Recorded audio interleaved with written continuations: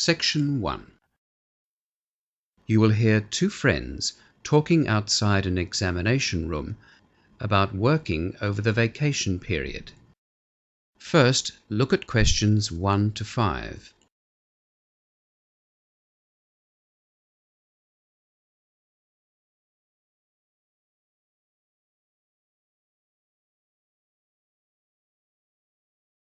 Now we shall begin.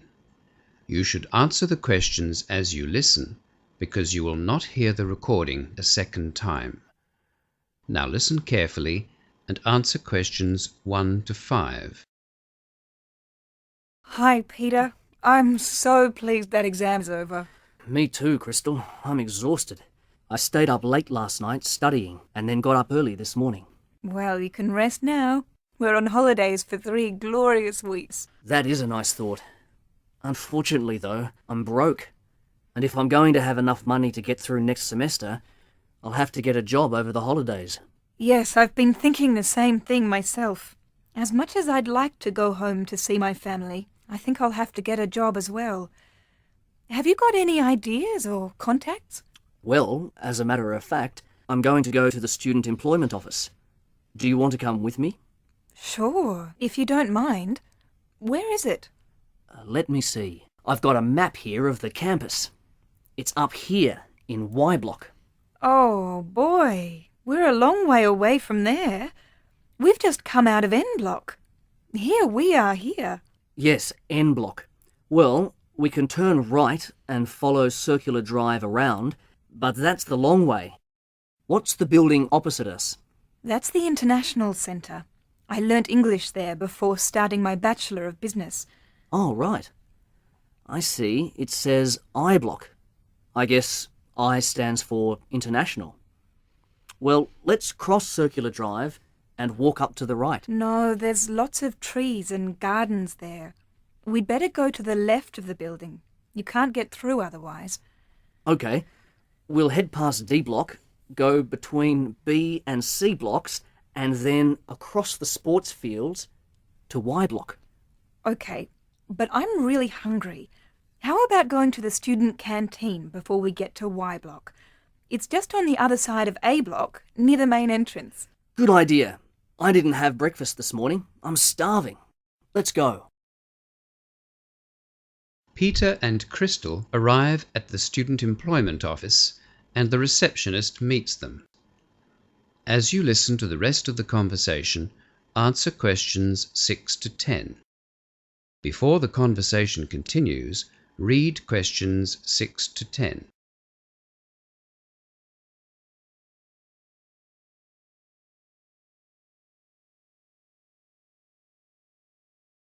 Good morning. Can I help you? Good morning. Yes. We'd both like to find some vacation work. Right. For this vacation period? Yes. Mhm. Have you registered with us? No. Oh, you have left it a bit late. Students usually register with us around mid-semester. Really? Yes, but never mind. You will need to register, but before you do that, you'll need to be interviewed by one of our consultants. Oh. I thought you would just give us a list of job vacancies and we would contact those places directly. No. We don't give out contacts until after you've been interviewed and registered. I see. Would you like to make an appointment to have an interview? Yes, please. Yes, as soon as possible. Let me see. Today's Thursday the 11th. Our consultants are here tomorrow, but they are going on a staff in-service from next Monday to Wednesday. So it's either Friday, that's tomorrow, or next Thursday. Couldn't we see one of them this afternoon? No, they are fully booked, I'm afraid. End of semester is the busiest time for job placements, as you can imagine. There has been a cancellation for tomorrow morning at 9:30, or you can come after 2 tomorrow afternoon. Can we be interviewed together? Yes, I'm sure that would be okay. Crystal, is 9:30 all right with you? Yes, that suits me. Actually, I'm going to the dentist tomorrow. Let me check the time. Hang on, the dentist is at 9, so could we make it at 2? No problem. Okay, that's for 2 o'clock then. What's your surname? Pastel. P-A-S-T-E-L. L. Peter's my first name. Thanks. And yours? My surname's Lou, L-U, and my first name's Crystal. That's C-R-Y-S-T-A-L. Right. A contact phone number, please. My mobile is 0412 987 35. Thank you. And I'll need your student number as well, so I can access your files. Mine is B for business, 723466. And mine is B, for business as well. I690011. That's BI690011 for you, Peter. And No, that's mine. Wrong way round. oops, it's BI690011 for Crystal and B723466 for Peter. I'll just put an arrow next to your names to show what I've done wrong. Right then.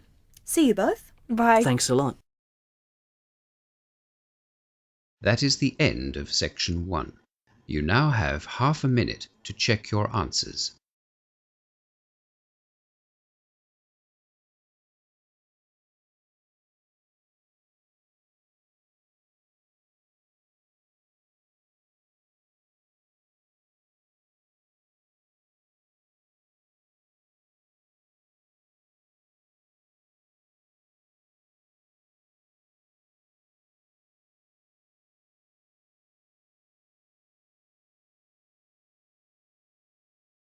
Now turn to section 2 of your listening question booklet.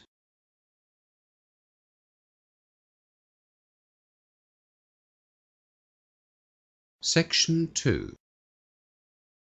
You will hear a speaker from the Brisbane Festival talking to some international visitors in Brisbane, Australia. As you listen to the talk, answer questions 11 to 20. Before you listen, look at questions 11 to 20.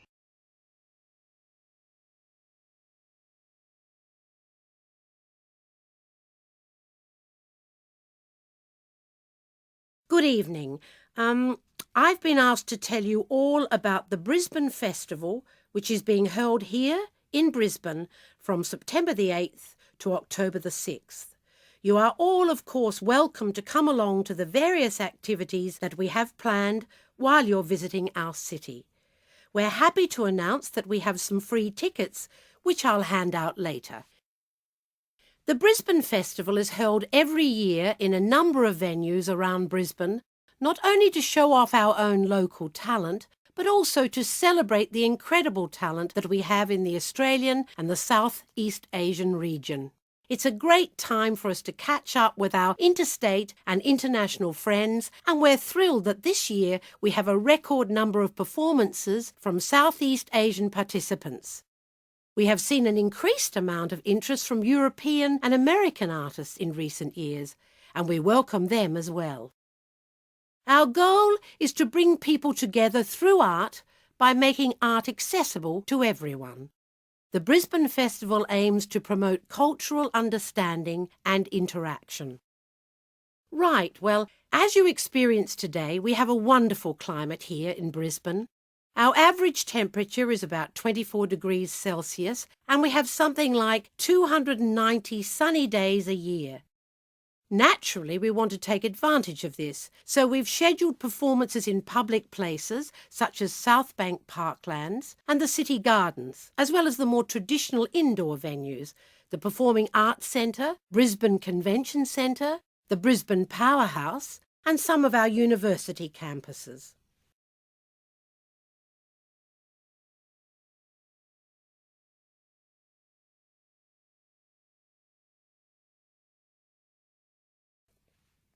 I'll hand out a copy of the programme shortly, but I'd like to tell you about some of the highlights of the programme and encourage you to enjoy as many of them as possible. I can also give you details on how to get to the venues. The first event that I'll be seeing is the Israel Philharmonic Orchestra at the Performing Arts Centre tomorrow night. That's September 8. It starts at 8 p.m. and because there is one performance only, you should get there well before 8 p.m., say 7:30 at the latest. And then for something completely different, Monkey, which is a play, is showing at the Powerhouse at 6:30 on the following night. So you will have 2 late nights in a row, but they are such different performances that I think you have to see both of them. Monkey is based on a 16th century Chinese story. You might have seen the television series. I can't wait for that one. We also have plenty of music on the itinerary. For those of you who like to hear arias, world-renowned soprano Sumi Jo is performing with the Queensland Orchestra on September the 11th. She will be starting at 8 p.m. If you can't make it then, though, she will be performing some opera at later performances. And talking about music, Festival Club is going to be held every evening from Wednesdays to Saturdays at the City Gardens. Festival Club features music from around the world. I'm sure this will be very popular with the younger members of our group, and you'll feel very relaxed in the cool spring Brisbane evenings under the stars. The City Gardens is one of our most popular venues. For those of you who are interested in visual arts, from September 14, the Art Gallery will be displaying works in the Asia-Pacific Triennial. There are details of that display in the handout. If you like drama, you'll have to see Slava's Snow Show the next day at the Performing Arts Centre. It is a Russian production which has been wowing audiences from Moscow to London. It starts at 6. Again, don't be late because I'm sure that will be very popular and the Performing Arts Centre has limited seating. Barbara Fordham will be performing a series of concerts at the City Football Club from September 20. She has the most wonderful voice and you won't want to miss one of her concerts, particularly if you like blues music. Concerts start at 8, as I said, at the City Football Club. We also have a Poetry and Writers Festival happening in Brisbane, if you're into that. The Poetry Festival starts on September the 22nd, and the Writers' Festival will be on from October 4 to October 6. And if you don't go to anything else, you simply must go to the Opera Under the Stars at City Gardens. This will be the grand finale on October 6. It really will be fantastic, and I expect there will be fireworks and all sorts of exciting things going on. So remember that one. Opera Under the Stars, starting at 6 on October 6. OK, that's it from me.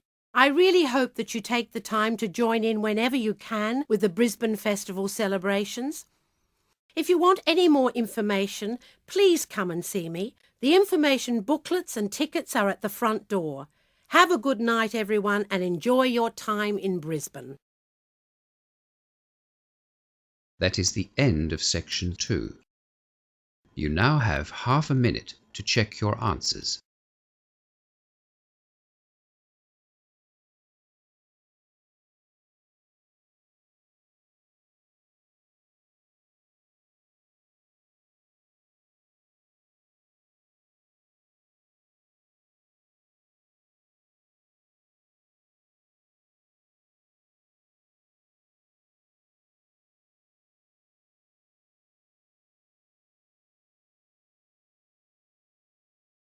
Now turn to section 3 of your listening question booklet.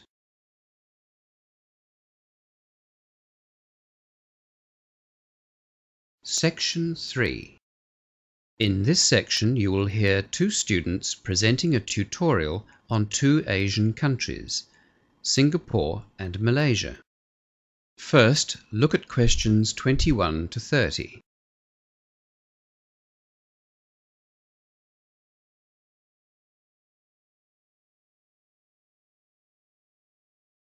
Now listen to the 2 students and answer questions 21 to 30. Nancy and Jenny are presenting the first of our profiles on Asia today. You looked at Singapore and Malaysia, didn't you? Yes, and we found lots of similarities between the 2 countries. Did you follow the outline that I gave you? Yes, we did.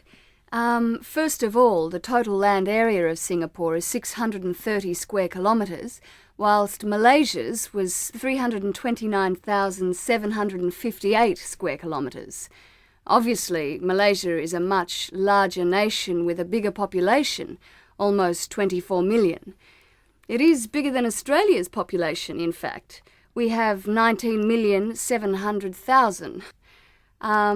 Singapore has just over 3 million. Did you look at their population mix? The population of both Malaysia and Singapore are multiracial. They each have a mixture of Malays, Chinese, Indians and other ethnic groups as well, who all live quite harmoniously together. The breakdown of the population is different though. In Malaysia, the Malays, or Bumiputras as they're called, outnumber the Chinese and the Indians. They make up about 65% of the population. In Singapore, 3/4 of the population is Chinese, with only a few 100,000 Malays and Indians. English is widely used in Malaysia, as well as in Singapore. Yes, they all study compulsory English at school, and adults use English a lot in their daily lives.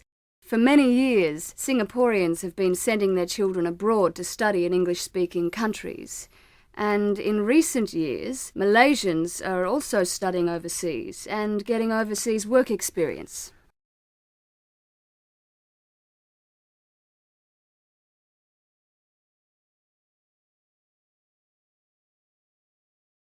Australia has had a fairly stable relationship with Singapore over the years. Can you briefly talk about that? Yes. Singapore and Australia have always maintained a friendly and warm relationship. As Jen said, many students come to Australia to study here, and often they stay here to work. Similarly, lots of Australians live and work in Singapore. Singapore was one of the first Asian countries to really take advantage of its geographical location and the technological advances that were made at the end of last century. It has a strong economy. Singapore and Australia signed an expanded trade accord in February, which covers all sorts of subjects from education through to customs procedures at the airports. It's accepted that this accord will really strengthen ties between the two countries. So trade between Singapore and Australia is continuing to grow. But we're not one of Singapore's top 3 trading partners. They're the US, Japan and Malaysia.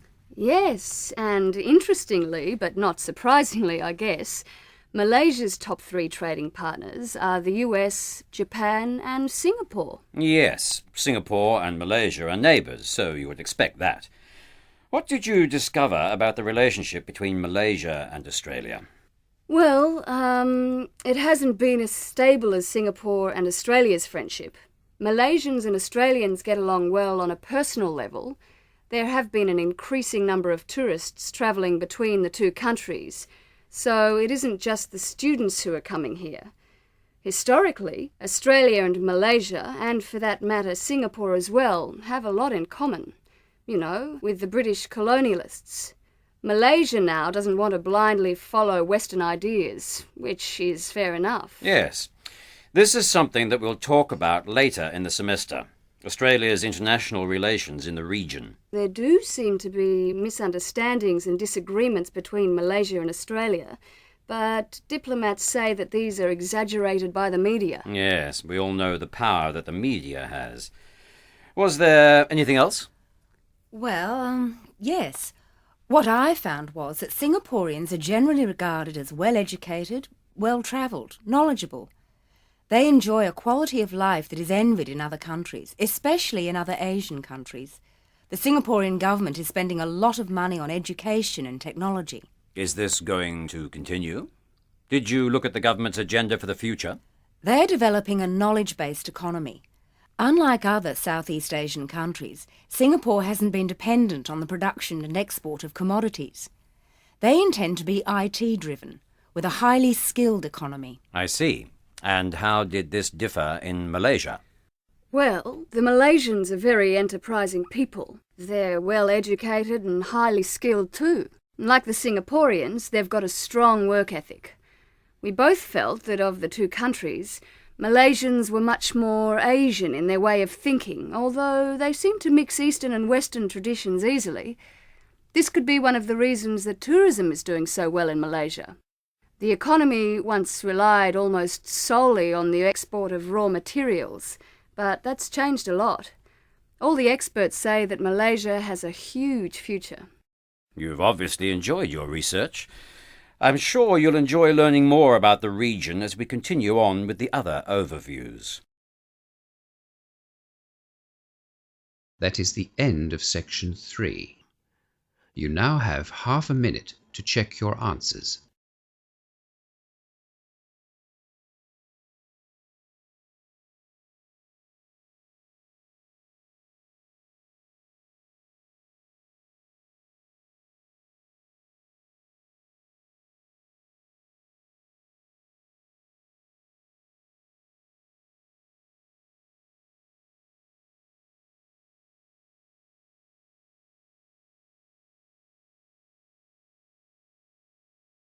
Now turn to section 4 of your listening question booklet.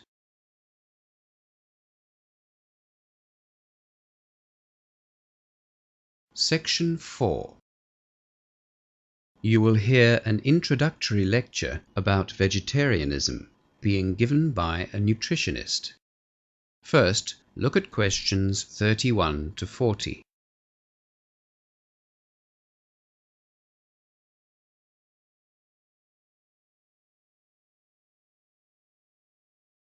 Now listen to the lecture and answer questions 31 to 40. You will all have a vague understanding of what being a vegetarian is all about. Vegetarianism has been practiced for thousands of years. The simplest definition is someone who doesn't eat meat, of course. But does abstaining from eating meat include seafood and chicken? The fact of the matter is that people adopt the label vegetarian but still eat meat, at least to varying degrees. Within true vegetarianism, that is where a vegetarian is someone who doesn't eat any meat at all, there are 3 subgroups. A lacto-ovo-vegetarian eats no meat but does consume dairy products and eggs. The second subgroup, lacto-vegetarians, also don't eat meat, but while they will consume dairy products, they don't eat eggs. And then, of course, there are vegans, people with a strict vegetarian diet that don't eat any animal product or byproduct, including honey. In fact, they don't even wear woolen, leather or silk garments. So just keep in mind that there is an obvious sliding scale here when people talk about vegetarianism. There are those that perhaps like to think of themselves as vegetarian just because they don't eat red meat, right through to those strict vegans who will only eat vegetables, fruit, beans or pulses. That is, food that has been grown. For our purposes today, we'll be talking about vegetarians as those people who don't eat any form of meat at all, red meat, fish or poultry, but do use dairy products and eggs. Lacto-vegetarians and vegans are not in the majority anyway. With that definition in mind, let's review the myriad of reasons given for adopting a vegetarian diet. These include all sorts of preposterous theories that claim all humans should be vegetarian simply because it's natural, or that humans are naturally vegetarian because biologically we resemble plant eaters. In the real world, vegetarians, generally speaking, accept that humans are omnivores. They are capable of eating both plant and meat foods. Statistics show that the majority of vegetarians have adopted a vegetarian diet because of their religious beliefs, as in the case of Hindus and Buddhists, for example, or because of health-related concerns. That is, they see vegetarianism as a healthier alternative. Look, that's not to say there aren't other reasons. Some people just don't like the taste of meat, and others simply can't afford to buy it. A significant number of vegetarians are animal liberationists who are against the killing of animals for human consumption. These vegetarians have taken the step of refusing to eat meat, and in doing so, show that they don't condone those killings. They see the whole industry as barbaric. In the past, at least in my social circle, such a cause was seen as noble, and many of us held vegetarians in high regard. They lived up to their beliefs. In more recent times, as we see the disastrous impact of introduced hooved animals on lands and the amount of resources used to feed stock at the expense of using arable land for crops, their noble cause has been ecologically justified as well. Land resources, and arable lands in particular, are scarce and becoming scarcer. Perhaps it is wrong to allocate these resources to raising those animals which provide us with a food source that we can live without. But is this the case? Can we live without meat in our diet? And is living a vegetarian lifestyle indeed more healthy, as advocates would have us believe? Vegetarians claim that a well-balanced vegetarian diet will supply all the essential nutrients we need to be healthy. In Western societies, as late as 20 or 30 years ago, there were many myths about vegetarianism. Those switching to vegetarianism would be warned about serious vitamin deficiencies. Statistically, though, the vegetarians are supported in their claim that vegetarians are healthier than meat eaters. The incidence of heart disease and cancer, for example, are significantly lower in non-meat eaters. In fact, it's claimed that the risks from certain cancers are reduced by up to 40% in a vegetarian diet. And let's face it, in modern Western society, with our concerns regarding obesity, you don't see too many overweight vegetarians, do you? Vegetarians consume less fat and protein than we do, and the fat that they do consume is in the main unsaturated, which is what has been recently labelled good fat. On the other hand, animal fats tend to be saturated, and an increased intake of saturated fats can lead to high cholesterol. Respiratory problems too seem less common in vegetarians, but this is also the case with meat eaters who include a lot of fruit and vegetables in their diet. The UK Vegetarian Society's website quotes medical research has shown that on average, a lifelong vegetarian visits hospital 22% less than a meat eater. The fact that the number of practicing vegetarians has almost doubled in the last 15 years speaks volumes about the way our concerns for healthy living have changed. The reasons given for this increase have been, according to a recent survey, 94% due to the perceived health benefits associated with a vegetarian lifestyle.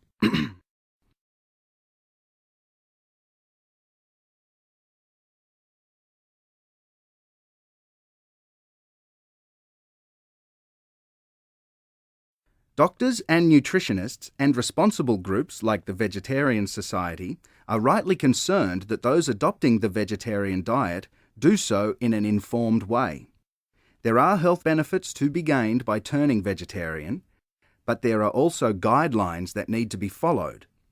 Vitamin B12, for instance, and recommended amounts of iron are not easily found in a vegetarian diet, and yet they are vital for healthy living. So, where can such vitamin and mineral replacements be found in the vegetarian diet?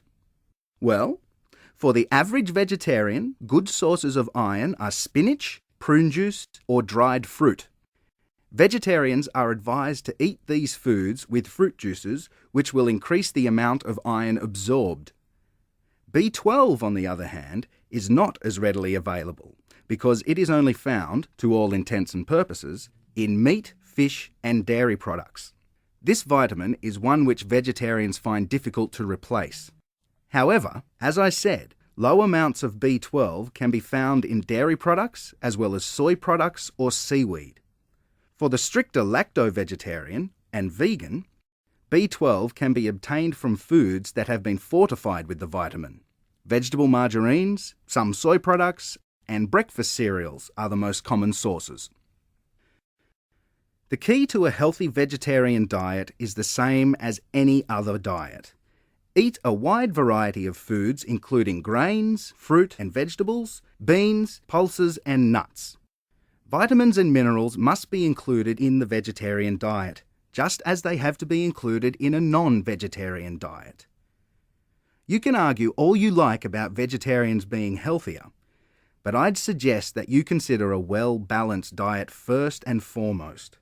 Whether or not you include meat is up to you. A good vegetarian diet closely matches the dietary recommendations for a healthy meat-eating diet.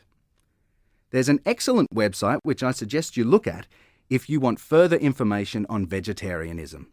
It's www.vegsoc.org.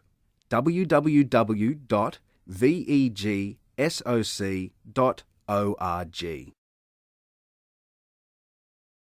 That is the end of section 4 and the end of the listening test. You now have half a minute to check your answers.